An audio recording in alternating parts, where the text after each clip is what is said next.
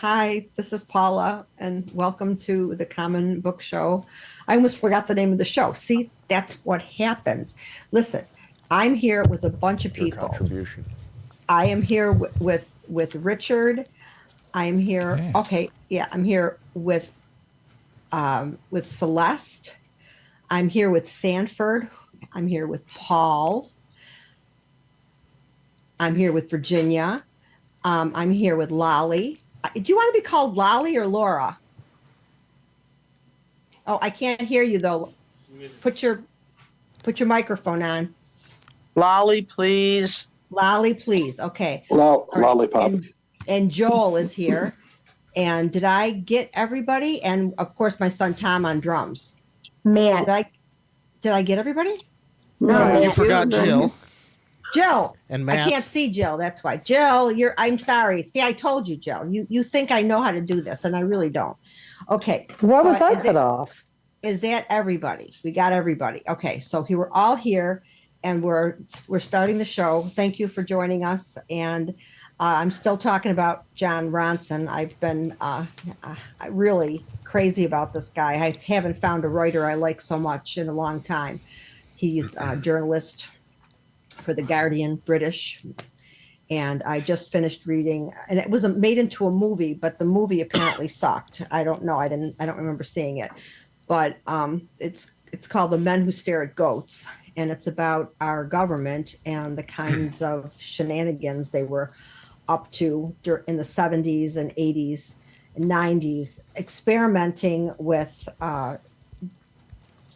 psychic phenomenon and trying to actually kill people using the mind. And it was supposed to, the whole thing started off as an experiment to try to de-escalate violence and war. And it turned into what they were doing at Guantanamo Bay and the psychological damage they were doing to people at Abu Ghraib. Thank you. And and the kinds of ways that they were psyching them out. And our government's crazy. They're totally I don't know what they're up to now, but anybody who has never considered any conspiracy theories, you should at least read this book to see why people might believe that there are conspiracy theories. There was one instance where they had this man that he was part of a program, and he had a lot of secret information, and they gave him LSD, and they gave him LSD for one specific purpose. They wanted to see if he would crack when he had a drug in his system, if he would tell people about anything that he knew. And they did all these horrible things to this guy, trying to see if he would crack. And then by the time they were done with him and he didn't crack, they killed him. They pushed him out of a window because they were so afraid of all the information that he had, that he was going to somehow disseminate it, even though they had pretty much tried everything to get him to crack. This is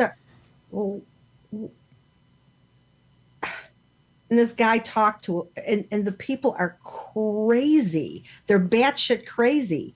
They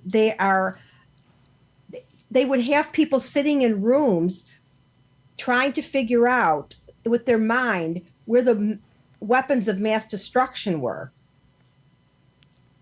And then the people would say, "Oh, we think it's here." And then they would send military troops to these places, and there was nothing there. The things were not there that were supposed to be there. And they ran this program for decades.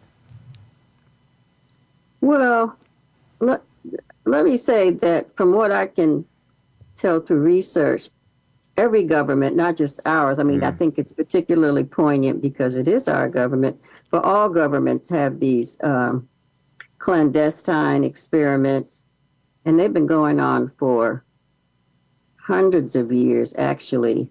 You know, if you have a government, you have something going wrong, because they're always trying to find ways to overcome, interfere, expand. You know, I like to spend a lot of time looking at Earth X TV, the History Channel, Nat Geo, things that, you know, will steer me away from trash TV as much as possible. Mm-hmm. And even in ancient civilizations, there were these attempts with oracles and astronomers and astrologers to control populations for the purposes of power. Right. The priests did control populations for in many situations, in many civilizations. Yeah. The priests were the ruling class because Yeah. people were afraid, and that's how they kept people in line. Yeah. But I mean, I'm there's 1,200 versions of a Bible, so yeah. you know. Yeah, I know. And Yep. I mean, I just find it fascinating that this guy can figure out how to get in touch with people that will talk and tell him these things, and he can, and how astute he is and how much information he can get from them. I love, that's why I love reading this guy. I think I really highly recommend him as a writer. What's his name again, Paula? It's John, Jon, and it's Ronson, Ronson. Okay, thank you. Yeah. And I haven't read it, so I'll look at it and look it Yeah, up. It sounds fascinating. Well, I got it on Libby. I was only using it for audiobooks, Libby, from the library, you know, and until I couldn't move, so I started reading. Yeah, that's the book. And it was a fast read. It's only like 300 pages or something. Is it a novel based on research, no. or is it not a novel? nonfiction? No, it's all nonfiction. Okay. It's fascinating. It's the interviews. It's the interviews of the people he's published. He puts it in narrative form. It's not fictionalized. He puts it in narrative form. So he'll give you this whole story in chapters of all the people he talked to and all the ways he found out information. He's amazing. I'm looking forward to reading everything he's ever written. Wow. Wow. I haven't done that since John Steinbeck. No, actually, I shouldn't say that. I did that with a few other authors too. I did that with Barbara Kingsolver. I love her. But anyway, okay, that's my spiel. All right. So has anybody read anything or come in contact with anything that they want to talk about? Usually we start with Richard. Go, Richard. I know Richard's got some Do you ideas. want something more American or something more international? Well, it's up to you. Your topic, you pick. Your topic, yeah. Okay. The Washington Post, they have a person who works for them, is bilingual, and is stationed in Russia. And this person got the idea, I'm going to go out into the street, I'm going to ask the average Russian, what are your views on America? And be honest with me. And then I'll ask the next person the same question and the next person. And then he came up with 5, perspectives that the Russian citizens have on America. Now, I want to ask you, I'm going to read these to you. How many of these are myth and how many of these are true? Okay? You know, because we have a lot of mythical ideas about how other people in other countries are. Well, and the way the news is presented to them about who we are Exactly. is kind of skewed, right? Right. So here's the first one. The United States is power mad. The American public is under the manipulation of a U.S. elite. The U.S. leaders refer to norms, laws, and partnerships, but those are merely smokescreens for the greed that lies at the core of American foreign policy. It sounds kind of true. Yeah. Sounds like Russia. Well, it is certainly true about one of our most recent presidents, who shall remain nameless. Okay, here's the Yeah, second. I mean, who's more? I mean, that's a country ruled by oligarchs. Who is more power mad than Putin, who Yeah. made himself president for life or something so Oh, crazy? yeah. I know. I mean, but it's, And what political body in the history of the planet hasn't that been true up to one degree or another? Yeah. You know? well, right, because the kind of people that want power are a specific type, and That's true. they're not the poets, you know, they're not the Yeah. they're not the thinkers. They're the people who crave power, and then what do you get? I mean, yeah, poor Russia. They tried to have their little rebellion, and you know, they came out and they captured them. They poisoned them. You know, I mean, I don't know if we've got that far. Well, I won't say that, but Well, I think, you know, they make their comments based on what they think, but you know, that's the man in the mirror I think syndrome. we still have a democracy, but I think we're slipping away fast. So that was one. That was That one was the person. first That was the first one. Perspective. Yeah. Okay, now, just like everybody here mentioned, well, what if that's your think about the United States? What do you think about Russia? And this is what people said. Putin faces dilemmas here in Russia. He sits uncomfortably atop a complicated system of competing factions and interests. He needs to ensure that the warring factions beneath him do not kill one another and do not rise up and kill him. The biggest consumer of sociological research in Russia is the Russian government. Public opinion, the Russian government is constantly following what is Russian public opinion. Public opinion limits the way, for example, Putin wages the war in Ukraine, and it wages what settlements Putin is allowed to accept.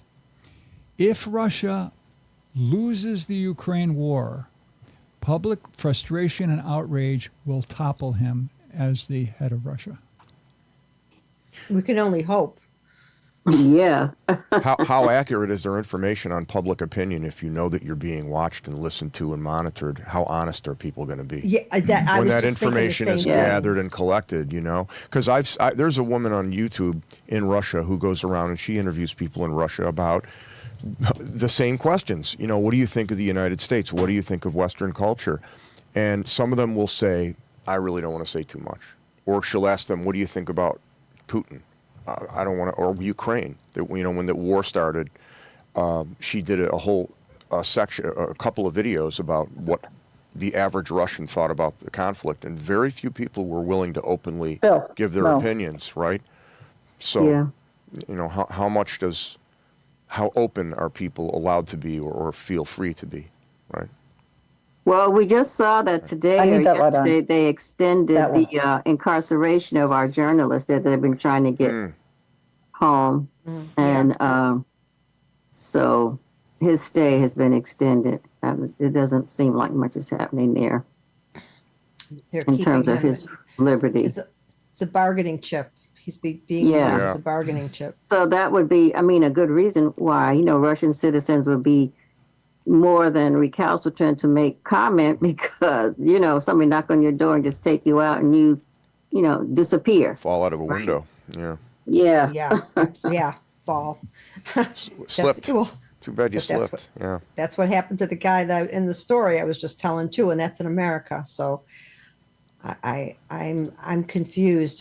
I'm confused by government and power. I don't think that way, and it makes me uncomfortable. So you only got to 2, Richard. What are the? You said there Yeah, were 5. five. Five right. of them. Okay, here's Yeah. the next one. The Cold War. During the Cold War, the American capitalist class wanted to run the world, and it influenced the politics in Japan and Germany, pushing those countries into alliances dominated by the United States so that the U.S. could have military bases in those countries. Japan and Germany became cheerleaders for the U.S. To keep up, the Soviet Union had to build its own bulwark of friendly countries after World War II and establish its own global footprint to combat the United States which had eyes on taking over Russia?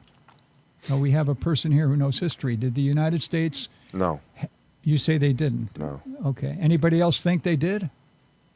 No. No, I don't think that they did, but I also think that we weren't putting people to death the way the Russians were putting people to death like crazy, like just thousands and thousands of people were disappearing and dying. So, I mean, if I were Japan or Germany, I'd want to solidify my relationship with the United States rather Yeah. than Yeah, and getting involved with Russia. And it wasn't thousands; it was millions of people. Millions. who Okay, I ended don't up know in, the in numbers. the Gulag and Yeah. were the purges and all the rest of it. And I would say that the concern of the United States and our allies in NATO was containment. I mean, I think that was the big word, the byword of the Cold War since 1947. The Truman Doctrine was contain communism, prevent the spread of communism. I don't think we had any interest in invading Russia. No, Not I don't after And think from World, a not after military- World. I mean- yeah, it makes no sense. But Yeah. as far as land and opposition from Russia and the United States, I read that Putin just discounted all treaties before I don't remember if it was 1867 or something, which nullified from Russia's perspective the sale of Alaska, so that there's now thought in Russia of questioning that the Give United back States hold on Alaska? Russia. Well, no, just Yeah. the questioning of who does that belong to? How does what belong to? Alaska. What? Oh, I'm sorry. Alaska. I didn't hear the first part of what you said. Well, Yeah. that was a shady deal to begin with, but from a military family, like I raised in a military family, married into a military family, the piece about containment was really strong in terms of protecting the democracy from communism. But you wonder what's going on with Putin in his thinking, because he's extended himself in Ukraine, and he's not doing well in Ukraine, and he's reaching all these other land grabs, or laying terrain for all these other land grabs, and it seems like it's weakening his foothold, and yet he continues to be aggressive. And I think it's just his mindset. He doesn't know what else to do. It's just how he responds.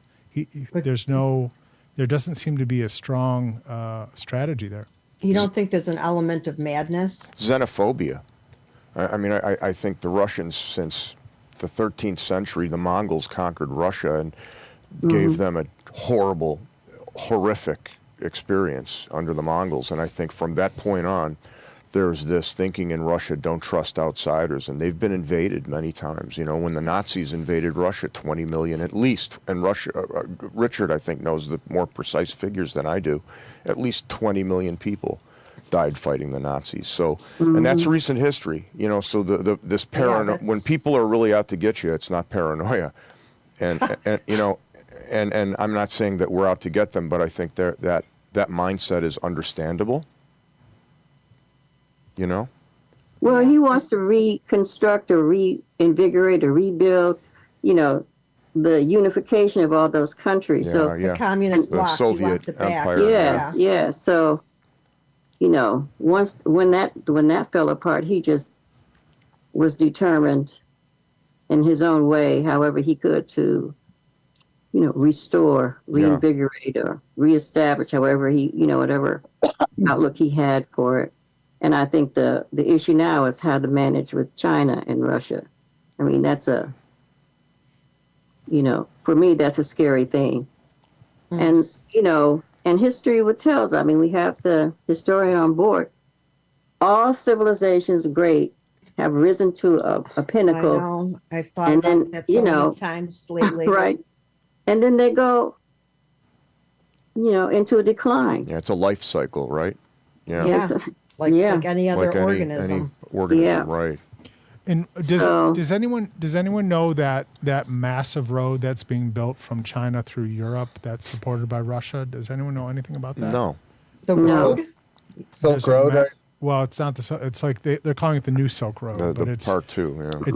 it is a mammoth economic undertaking. And I just read here that the difficulty that Russia's facing in Ukraine may inhibit its building, which may lend some motivation as to why Russia went toward Ukraine in the first place. Well, the next question that this reporter asked was, what's going on in Ukraine? This was a very interesting set of answers that people gave. The CIA staged a coup in Ukraine to compel it to become a vassal state to the U.S. The leaders of Ukraine no longer have minds of their own. Ukrainian hostility is simply a cover for American hostility. If the only language the United States understands is power, then Russians believe that all negotiation, deliberation, and concessions carry a huge risk of betrayal. Xenophobia again. Whose answer? I'm sure that's been perpetrated by the Putin's media people. Oh yeah. That is what he wants them to believe, so that he can explain why he outright just went in and tried to take over a part of the world he doesn't own. He doesn't have. It's not his. It used to be part of communist Russia, but there's no more communist Russia. Yeah. And the last question had to do with what, let's see. Before you say that, my question is, are these general representations of groups of people, or are these specific individuals' responses from individual people? The first. Okay. And the last question had to do with countries like Poland and Romania. After the Cold War, the United States started seducing Poland, Romania, Estonia, Latvia, and Lithuania with American propaganda. They soon fell in line and became instruments of American power. Afghanistan, Iraq, Libya, Syria all refused to go along with the U.S. And in those countries, the CIA engineered coups that resulted in dictatorships. Boy, they got some strong media propaganda going on over there, don't they? Well, that's what I wanted to find out. As Americans, what do you think? Is this all propaganda? Yeah, I think that largely. That's definitely propaganda. I mean, I can see how they could twist it like that. I can see how some of the policies that we have had could be refabricated to look like that. Yeah. But I don't. Not yet. I don't think we're that sinister just yet. And the thing is, who doesn't? I mean, what group of people doesn't want a freedom in a government that serves them? That's democracy, right? Isn't that what people strive for? Like in places like Poland and and wherever else. Democracy can take a foothold, and now we've got all these strong men taking over all these countries all over the world. So we're kind of heading in a downward spiral, and it's a little frightening. Yeah. More than a little. Well, we do things, I think, sometimes without thinking. I mean, we sheltered the Shah of Iran for a long time, and that backfired. And then in Afghanistan, they exiled the one guy. I can't remember his name right now. I'm sorry. What was that? Exiled him. Taliban came, and then the U.S. went and brought him back. I mean, one minute he was exiled, and then the next thing I saw him on the news, he had on like a cape and a little crown. It was like, what happened here? He went from being banished to being relished all over again. The thing is, depending on what's going on, we sometimes take a side that seems like the right thing to do at the time. And it turns out that it's not. Like we've done a lot of stupid things, but it's not. I don't think it's out of power and wanting to take over the world. I think it has more to do with just bad decision making, like trying to stare at goats and make them fall down and die. I mean, we've got some. Not everyone in our military or in our intelligence is at the on the right side of the bell curve. You know, we've got some people that are making decisions that aren't exactly brilliant people, or No, and then maybe- they're supporting so many of the investments by multinationals. I mean, they don't talk about it, but a number of years ago, I should say, when I was involved in sort of globally advocacy and human rights kinds of things, I learned so much from other countries that I did not know about here in the United States in terms of corporate behavior and how the governments, the other countries' governments, if you will, and our governments had their own, they'll call it collaboration. I'll say they were in cahoots, right, about how they were extracting resources, distributing resources, fueling our purses and other purses. I mean, it was so far over my head. It took me days to just try to sift through and think through the things that are happening way over the head of the common man in every country. I mean, it's, and then when we find out how it trickles down, it's a painful thing, so that our democracy becomes, and I can see how some people would feel the fact that, we've been shell-shocked and brainwashed via consumerism because of how their countries are responding. And the day-to-day person will say, because I've had people say it to my face in other countries, well, if our government doesn't cooperate, the United States will just invade us or make war. I mean, it's a standard answer. They don't, wow, yeah, they're not unhappy saying it because they believe it's true. And the way some of the corporations behave, they're destroying whole countries, rainforests, and, yeah. I mean, people are accused of being tree huggers and things like that, but I mean, it's a fact, that the greed unilaterally, by the multinationals is problematic. I think a fine example of that, Celeste, is what our corporations do in the Congo. We have child labor laws. Yes. But we have corporations that are based in the United States that are in the Congo, and they are mining mica, and they are using children at the age of 5, 4, 6 years old. Yeah. And it's a crying shame. Yes. Crying Is shame. that- And that is just one small, very small example. Is that Nestle? Are you talking about Nestle? Nestle's one of those examples, isn't it? No, this is from Micah. You were saying I don't think that has anything to do with. For cell phone. Mica mining. What we were talking about corporations who exploit child labor, and Yeah, our for the American co- corporations who exploit child labor. Nestle is There, infamous I for just that, gave yeah. one small Yeah. example. Yeah. It is more than one corporation that's doing it. Yes. I was just giving one small example of what Yeah, we're doing. yeah.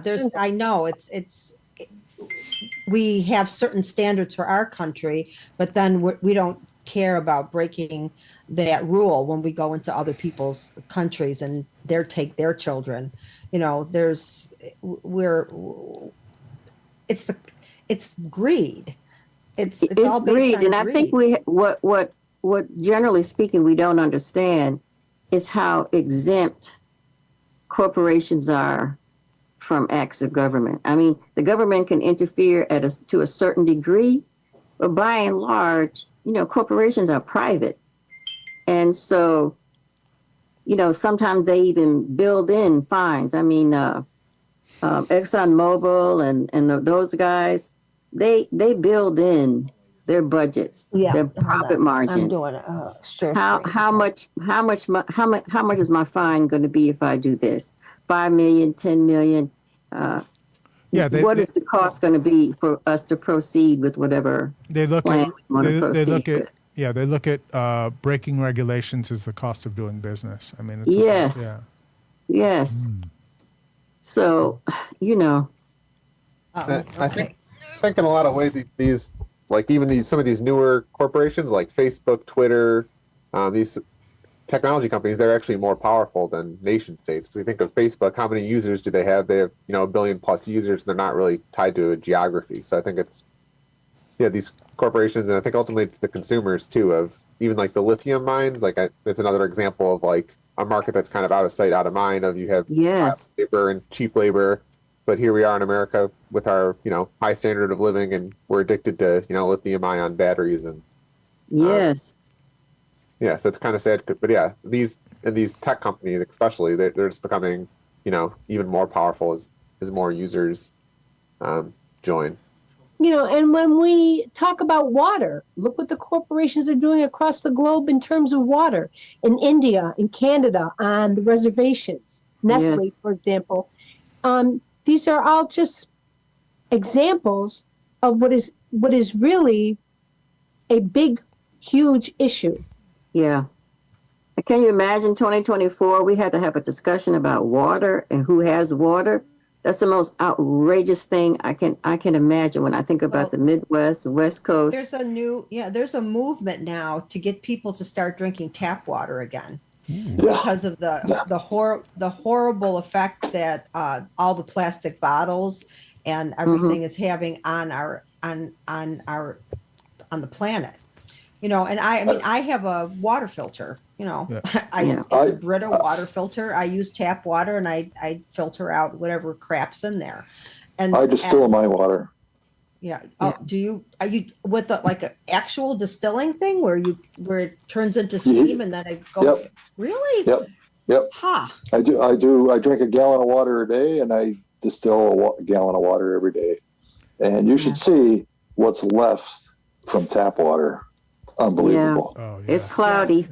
No, Yeah. not cloudy. You should see. If I showed you the junk that's at the bottom of that distill after 1 gallon, you would never drink tap water again. So you bought that like on Amazon or something, or you buy a distiller?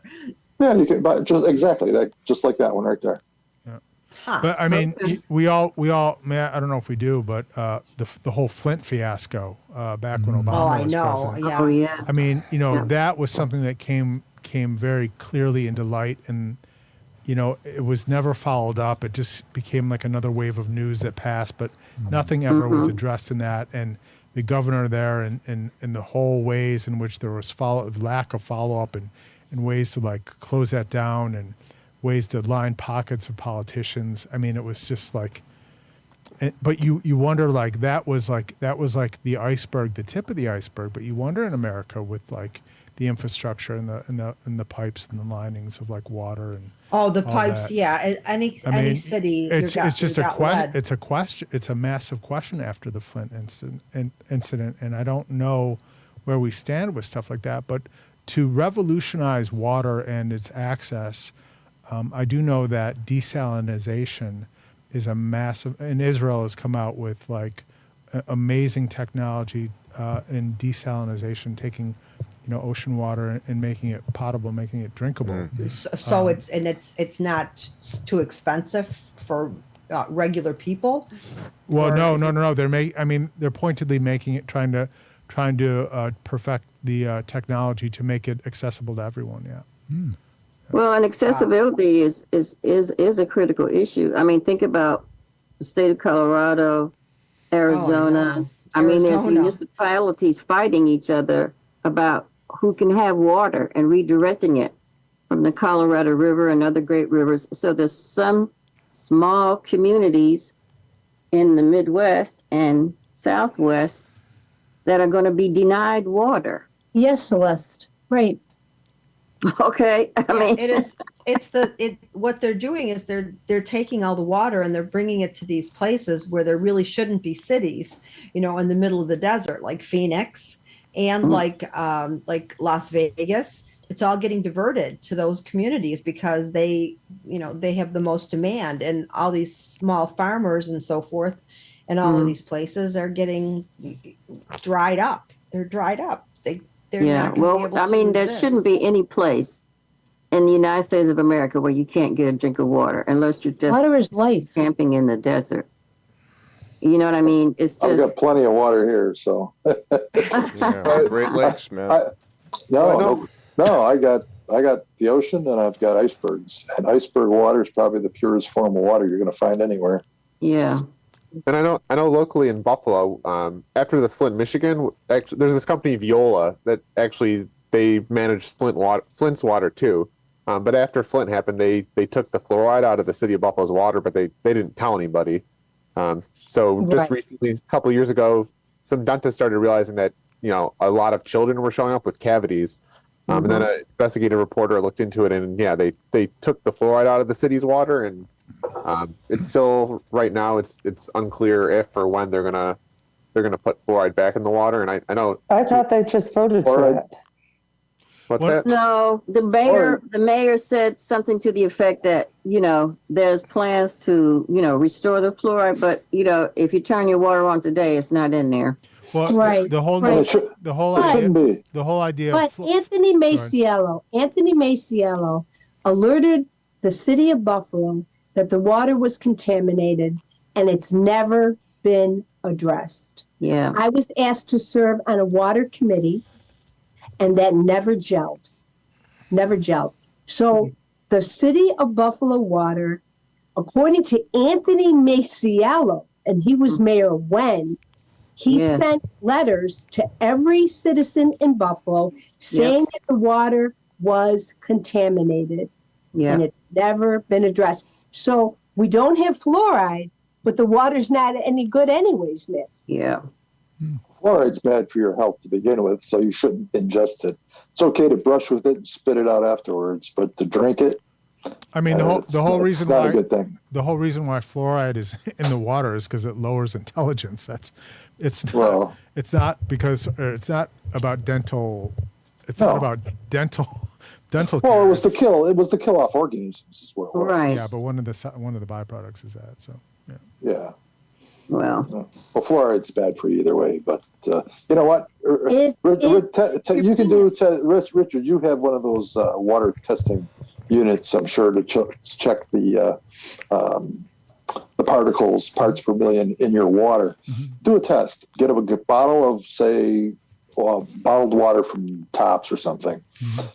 Check that versus your tap water, and your tap water will have less sediment than the bottled water. Well, that depends on the bottled water and the tap water. Just, well, your tap water out of your house. Tap water, take it out of your house, and then check bottled water, whatever brand you want. Not all the bottled waters are low. I have a tester. Right, that's what I'm saying. Some They're not bottled low. water has arsenic in it. That's what I'm saying. The bottled water has more contaminants than the tap water. At least that's when I checked it for myself when I was in We Jasper. sell water in New York State that it's illegal to sell in California because of the high level of arsenic. yeah. Oh yeah, no doubt. Yeah. And I've even been Where does the arsenic come from? Seepage It's in the in the ground water. Naturally occurring. occurs naturally. I've even Yeah. been canoeing on the Buffalo River, and it's sometimes when I'm down there, it smells nasty because I know our sewers we're kind of designed so that when we get a lot of rain events, when you flush your toilet, that just kind of goes out into the water supply. So there's been, the water is really nasty down at the Buffalo River Yeah. relative to what it was maybe 200, 300 years ago when it was not because it's sad because we're right here, we have all this water, Great Lakes, and you can't go down to the lake and drink it or even use it. It's Oh no, you wouldn't do that. That would No. not. I mean, Or wade in it. If you distill it, you can drink it. Yeah. well, I'm So going a to have to couple look of- into this distilling thing. Me It's too. absolute. It's the I'm like purest. really intrigued. That's the purest water you're going to drink because there's nothing You in have it. opened up a new area of thought for me. Thank you. Oh, it's absolutely, and it tastes great. And then you just run it through a charcoal filter, which some of them come with, some of them don't. But Well, that's the charcoal filter I have with my Brita. I mean, that's what that is. right, really and if you want the mineral content, you just add whatever minerals you want to it. Well, Thank you, I'm Paul. Thank you so much for that. Sure. Mm-hmm. how did you hear about that, Paul? Is that just something that you Well, learned from I- a doctor or something? Well, no, I mean, there's controversy over it because they're saying, well, it's pure water. There's nothing in it. They're saying, well, if you drink it, it's going to leach the minerals and stuff from your body, and then you're going to piss it out. And blah blah blah. It's a bunch of bullshit. Why would that happen? You drink, well, the idiots, people, people that are skeptical about everything, but it's pure water. And I know about distilling, so I knew that you can piss in the thing and distill it. You can drink it; it'll be just as fresh as it is the best water. Well, you know, that's the Yes. process they use on cruise ships, right? Right? I mean, Oh yeah. how they Well- keep the water clean when they, Yep. I mean, Yep. you're in the ocean, you can't, Right. but they have their, purification, salination process. And I think to myself, how come, you can have them on these giant cruise ships where, 3,000-4,000 people. There should be a way to manage that, scale up, scale down, however you want to look at it in terms of communities having. I don't know if it's so much water. on the cruise ships for that. I know it's like when the submarines, those guys are under the water for months at a time. I know they use it there, but as far as ships, I believe that they've got holding tanks that's got fresh water. No, they process some of the, well, I For can the advise toilets. you when to go, Probably for the toilets and stuff, but the actual drinking or hand washing or showers, that's probably fresh water. no, go to the Smithsonian Channel. And some of these inside, they show you how they manage their water. And it's different countries. These Sure. big cruise ships fly under the flags of other countries, not by the United States. And I'm not sure why that is. But, Because they don't have the regulations, that's why. Oh, that makes sense. So That makes sense. Mhm. I'm doing a water Doesn't test make me right want to now. go on a cruise though.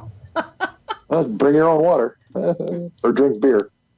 Well, it's a very complex process. Oh yeah. It is. With some of these boats are out for months at a time, and they do these global or around the world, and 13 weeks or whatever the case may be. So it was an eye opener for me, because I never thought about it. The idea of having water, it just never crossed my mind. It's like, oh yeah, we have it, but then I had to think about it. Yeah. Well, they distill. It's Of the basically ocean. the same. How are we going to get clean water? Right. Well, it's basically the same thing. A distiller's, that's the same thing they use for purifying water. But yeah, look it up. They're not that expensive. They're like maybe $80 on Amazon or I'll something. have to check that out. Yeah. So I just did a So- measurement. I want to ask Sanford a question. Sanford, how's your class going? Great, new- great. But first, I want to hear what Jill said about her water measurements. Oh, I'm sorry. Go ahead. I'm measuring my water right now, Yeah. and my tap water here is, I don't know if you can see this. Well, yes, No. we can see it. We can't It see the numbers. is 157. 157 parts It's per million. going between 157 and 158. And I have distilled spring water that we purchased. No. Distilled, you can't use distilled. You got to use just regular bottled water. Well, I still But if want to you- know And what it's the zero. distilled is. Actually, Well, distilled should be zero. the purified water from Tops Is is that registered distilled? at zero. But it's distilled. No, it says purified drinking water. But a lot of these bottled things are not. No, right. You're right. You're right. But the Oh, no, tap they're water not. here Not at all. is at, well, now it's 168 that I put it in. What is the, I what do don't those know what numbers that mean means. precise? Tell me Yeah, what what that do Yeah, I those don't know numbers what that mean? means. Okay, I have to go in the book. Okay. Hold on. The numbers mean it's dissolved solids that are in the water, and that machine will not tell you what it is. It's just telling you it has so many parts per million of dissolved solids. There's stuff in, the water. in there, but they're not. Yeah, they're not going to give you. Right. You got to have It doesn't break specific it down. It equipment. says Stuff. 0 to point. Stuff. Oh, does not- oh, Stuff in why? your water. Yeah, stuff in. Yeah, exactly. Sediments. 0 things. to 0.001 is acceptable. 002 to 05. I don't have my glasses on.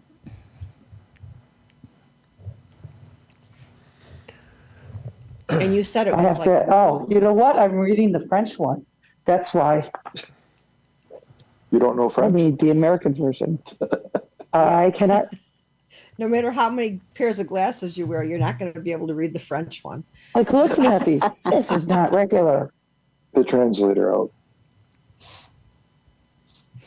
Okay, so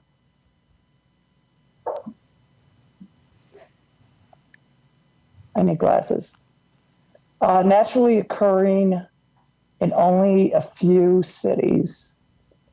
So they're saying that pretty much everything should be under O5. But most bottled water should be 001. And the And the water you just measured the was one what? here that the levels with typical range falls into this grouping. Basically, they're saying the acceptable acceptable, is- but not great. is 05 and below. That once it's 06, if you have a water filter, you should change it. And this just does the minerals or the metals. It doesn't do viruses. You have No, to it boil won't. for that. It won't do viruses. It's not going to Well, detect that. it seems. No, you have to boil water to kill that. Right. So if I boiled my just water happened to and buy then a new- put it through my my Brita. No. Boil your water first and then wait till Well- it cools and put it through Brita. Well, essentially, that's what the distiller does. It steams the water, condensates, collects in the jar, in the container, and it's pure as it's going to ever get. It's not going to get any better. Okay. That sounds good. So I don't know how much time we have left because my screen is a little messed up over here. Got But about 13 minutes. okay, so Sanford, I'm curious about your class and Yeah. and your experience. It was amazing. I don't know if you can see this, but I finished the entire curriculum. Toughest thing I ever did in my entire life. I don't know if you can see that. Wow, that's Double. What is it for? It's a psychology course that I was assigned to teach, and it was 5 months of work every day. The most grueling, challenging thing I ever did in my entire life, no question about it. And it's just such a gratifying and rewarding experience. And I think there's a lesson in that because when my principal sat me down in June and he said, I need somebody to teach psychology and you're it, my heart sank because I just knew the level of work that I was looking forward to. And I pulled it off, and I wanted to do it in such a way that the curriculum was as if I had been teaching it for 10 years, not like a newbie, So I wanted to make it like a college level course, and I really have. So I'm very proud of it, and it's a very gratifying experience. Frontier High School. Yeah, are you getting feedback? Congratulations. Hamburg?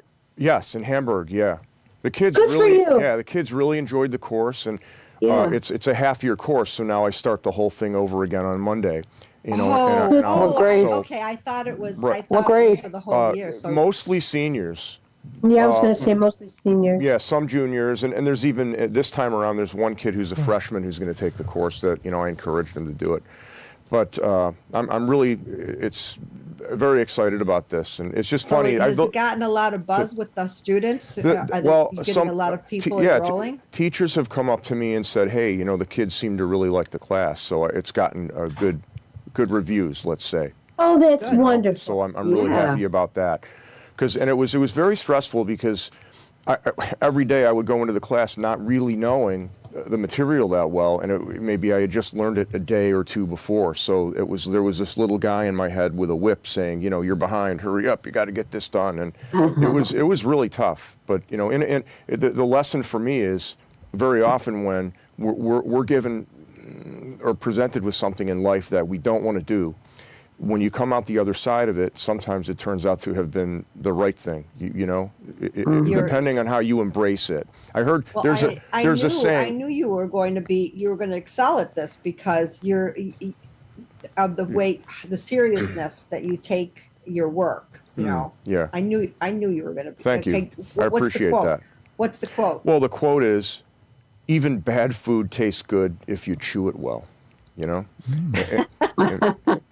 in other words, if you're given a bad hungry. if you're given a bad situation, embrace it. You know, and tackle it with enthusiasm, and you'd be surprised. Yeah, it's funny. I kind of feel that way about the presentation I'm going to be giving in March for Bernice. I'm doing a presentation at the Paul Robeson Theater, and I feel like this is a huge challenge and a leap for me. So part of me has these. I think, oh, this is just going to be like the biggest fail, and then part of me is excited and says, okay, if I prepare well enough, I'll be able to do this. But you know, it's a whole different approach for me, and I feel that she did me a big favor, and she gave me the scary thing to do. But I need to do something. Maybe I needed to do something scary right now to get me out of a rut. But, well, that's exciting. I'm excited for you. I still got my fingers crossed. It'll be good. Yeah, I'm sure it'll be good. In case anybody's interested, the airplane that is Amelia Earhart's really plane that flew from. I took that picture last week in Harbor Grace, Newfoundland. Wow. And that's where she took off from. First transatlantic flight woman. And that plane, that's not the original plane, but the plane just that's like the that. kind of plane, yeah. Yeah. Cool. Very cool. When I look at Sanford's accomplishment, Uh-huh. doesn't this almost look like he had to teach a course? Phone book. He had to teach a course. He was given the option of using someone else's syllabus. He said, I'll write my own. Couldn't we say, looking at this picture, he essentially wrote a textbook? Yes. Yeah. You have to really look Phone at book. you have That's to a look phone at book. the content, because He it's wrote- not just quantity. You know, I think No. He wrote the and I- curriculum. And obviously the principal chose the right person for the job. Yeah. Yeah, I actually appreciate the fact he said to me he could have either given me economics, government, or psychology, and he felt that I was most suited to that because I tend to be introspective and more philosophical in my approach to things. So that I appreciate What that. aspects of psychology I are you think teaching? you could have done any of those, though. You know, that's a great question. Everything. So the first unit is the foundations and the basic history of psychology and how it's developed from ancient times until 1879 when it became a discipline. And then what I wasn't prepared for, the brain and how perception, you know, in the eyes and the nose and the ears and the taste buds, which I wasn't prepared for that at all. How we learning and cognition and classical conditioning and operant conditioning and positive punishments and negative punishments and positive reinforcement and negative reinforcement and developmental psychology and Piagetian stages of cognitive development and Freud and Jung and psychoanalysis, psychodynamic theory, behaviorism, the humanistic school, cognitive school, social psychology, clinical psychology, so every aspect of it. And I did it as thoroughly as I could. And honestly, on day one, knowing none of that, virtually, For half you know. a year, that's a lot of So material. it was Did you really, use Bozo the Clown? yeah, you mean Bozo the Clown experiments? yes, who did those experiments? I can't think of his name right off the top of my head. I can think of what he looks like. Yeah, I just did it. But I just that's did it. so I just did it fascinating. the other day. I just did it the other day because it's part. Does anybody know the Bobo the Clown experiment? No, please tell us. No. Children. In fact, no, it's not in there. I can't think of the name of the psychologist, and his name will come to Well, me just tell us probably the in a moment. experiment. But the experiment goes like this: 2 different groups of children, young kids, were divided.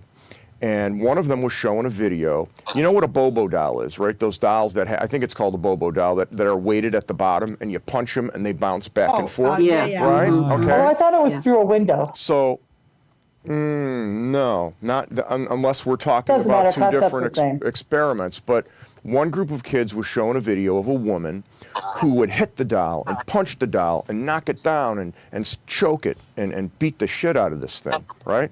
And the other group of kids were showing a video of a woman who was gentle, you know, and was nice to the doll. Well, when they put these kids in a room with their own doll, the ones who saw the violent video attacked this thing, right? So Yeah. the lesson being, social influence is very powerful, right? Yeah, we do. learn We do all by the- observing, yeah. and I told my kids, I said, think about it. If any of us have children in our lives or younger brothers or sisters, they watch what we do, and all of us are teachers. We're always observed, you know. So Well, you're a product of your environment. so absolutely, yeah. So Did any of them mention the violence in video games after that? yes, definitely. And I talked about Andre Breivik. Remember that guy? Who I think he was in Denmark. He was a mass shooter. He said that he felt, I forget which video game it was, Call of Duty or whatever it was. He felt it was training for him to go out and shoot other people. So I think those video games do, and I'm not anti-violence in movies, and I'm not everything extremist. you take in, it becomes part of the way you think. Everything right. that enters your senses in any way becomes, whether you like it or not, it becomes part of the way you think. Yeah. It intermingles with what's already there. But there's a reality that there's a line. You know, what's reality? There is a line. There's a line, but everything that you read, everything that you see on TV, it gets stored in your brain, and you don't know how your brain's going to spit it out. And also someone who's already unstable, Yeah. Right. you know, viewing that kind of material. Common Well, sense those tells kids are you. not, they say ages, 0 to 5 is the most expansive learning time in a person's life. Yeah, they're smart. Yeah. That's true. And then when you think about, the video games and how this technology has advanced in the last 15, 20 years, those were early strategies used in military tactics. I mean, it came out of that effort. Yeah. It didn't come out of recreation. And then they just, Applied it to exploded into entertainment. now. Yeah. Yeah. Yeah. Okay. And there's some things we don't allow. I mean, I have my grandson with me, and there's just some things that you just can't have. We don't have. I agree. I Grand agree. Theft Auto. We don't have any of that. There's a new stuff. It's trial like, I now don't think where they're trying the boy who killed was an active shooter at school and he killed people. They're trying his parents. Has anybody seen Yes. anything about that? I've heard that. I heard about it. Yes. on the news. I'm very happy that they're doing that. Yeah. Yeah, well, And now they're they shifting. Really miss, they're trying to shift the majority of the blame on the father, but they also showed the mother and son shooting together. So I think there may be a higher degree of influence, father and son kind of thing. But she was in on it. I mean, right, but she's it not wasn't just. exempt. It wasn't There's no just reason. How much trouble I got in my first day at basic And they're all training. covering their own butts. Yeah. I mean Yeah. that's pretty tragic considering the NRA's lobbyists and their I had to deep do pockets push-ups. into our government and how this creates an environment that is ripe for this kind of stuff.